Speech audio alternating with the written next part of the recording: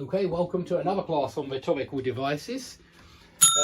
We're going to look at mesodiplosis, epanalepsis. Not sure how you pronounce that. Epanalepsis is a stress on the a. I don't know. Epanalepsis. I'm not sure. I really don't know how to pronounce a lot of these Greek words. Antimetaboly. I'm pretty sure the stress is on the a. Antimetaboly. And chiasmus. So we've got at least 4 different rhetorical devices to look at, and I wanted to point out another structure, another pattern that you often see, and maybe one more as well that you often see. But let's start with mesodiplosis.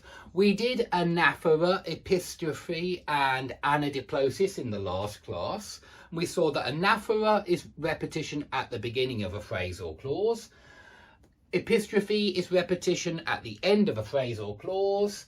Anadiplosis is repetition at the end of one phrase or clause and at the start of another. And I want you to compare that to epanalepsis. And now we're doing mesodiplosis, which is repetition in the middle of successive clauses.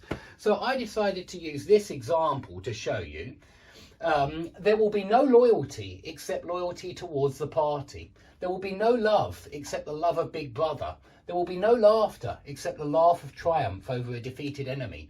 And I wanted to point out this part in the middle, which is repeated. No loyalty except loyalty. No love except the love. No laughter except the laugh. That's the mesodiplosis. And I agree that loyalty, love and laughter are not exactly the same word, obviously. But they are similar. They all start with a l. Yeah, they all start with a l. And they're all repeated here as well.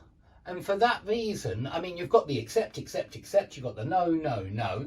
So I consider this mesodiplosis, certainly. And of course, it's anaphora as well, because we've got there will be no, there will be no, there will be no. And so it's a very interesting part of the book. It's why that particular part is a powerful section of 1984.